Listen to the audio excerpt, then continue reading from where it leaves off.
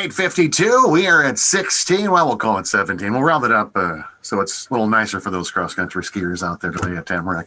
Our guest, Kelly Blackledge from the Tamarac National Wildlife Refuge. We were talking about how the otters are taking about a fish a day, but there's some folks out catching a lot of fish right now. How are the ice conditions, and what have you been hearing from an ice fishing standpoint, Kelly? Yeah, you otter be fishing, right? So there have people have been successful out on the lakes. I would say probably the two most popular lakes are Tamarac Lake and Waboose Lake. We also have Pine Lake open and two islands. So there's 4 lakes on the refuge open to ice fishing this winter. There are accesses to all of those lakes, and the ice conditions are a little sloppy, I'm afraid. Right.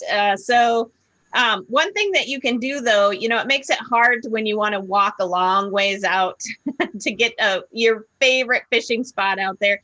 But just to certainly follow in somebody else's footsteps. Once it gets kind of packed down, then it's open, and freezes. So then you've got a nice icy trek. So it's a lot easier if you just follow somebody else's trek. It's unfortunate for the first fella that's got to go, the first gal that's out there, making tracks. But that's kind of nice. So then you can get a lot farther out onto the ice when you're out there. So I'm kind of a wimp, and I actually carry a little shovel because I don't like slush around where I'm like hanging out.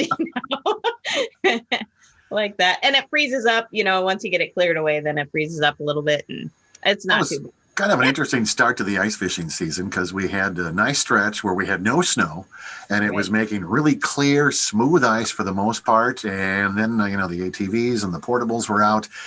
And then everybody got a little confident as more and more ice started to go and more people went out. And then we found out that there were some areas on a lot of area lakes that weren't 100% locked in and safe. We've had some vehicles and ATVs go through. Then we got the snowfall. And then we were hoping for some colder temperatures to kind of firm everything back up while everybody enjoys our mild temperatures we've had the last 2 weeks. It certainly has not helped that slushiness on our area lakes. Right. Yep. That can be frustrating.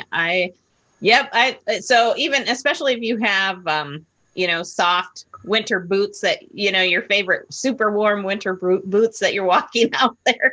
But I have insulated rubber boots, and I just think that's the way to go. You just then you can go anywhere. Those are becoming so popular right now. I'm still in my old hunting boots, and my daughter and her boyfriend, they use those. And they're like, Dad, you need to get with the program. These are so much better and so much more warm and so much what. And then I stepped in some slush, and I'm like, yeah, maybe I might have to invest in it. Something to consider. That's something to consider. And they're generally not expensive. So no. Kelly, nice. Before we let you go here, before the top of the hour, we do want to touch on, tell us what's going on with the Friends of Tamarac. Yeah, so the Friends are still helping us develop a accessible trail around the Discovery Center. So they have some fundraisers coming up, and you've probably heard of Giving Hearts Day. They'll be a part of that program. And you can always look them up at tamaracfriends.org. Hey, and if you're looking for updates on the ski trails, the dlxcski.com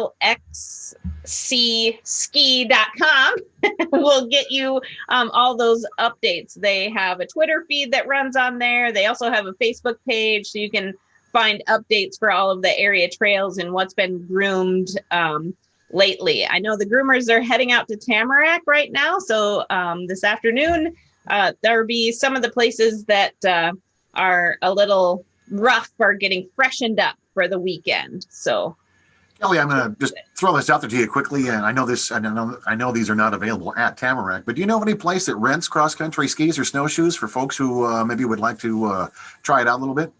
Yeah, I guess I don't know of places in the area except for Maple Log. You can certainly rent their skis there. Okay, sounds good. Kelly, one more time before we let you go, folks want to find out more about what's going on with Tamarac or how they can be a part of the Friends of Tamarac. How can folks contact you? Right. So just look up tamaracfriends.org. You'll find information about the refuge and links to the refuge site. And of course, there's Facebook pages. So if you're into social media, you can follow us. Some beautiful photographers have been providing photos, Rob Larson and many others that are provided. Rob Larson has a lot of otter photos, so I try to share his otter photos on there as well. So, yep, you can find out what's happening through social media generally. Sound the advice from Kelly today. You ought to be fishing. So get out and do some fishing at Tamarac. Kelly, always a pleasure to have you with us on Hodge Podge. Be safe, and we'll talk to you.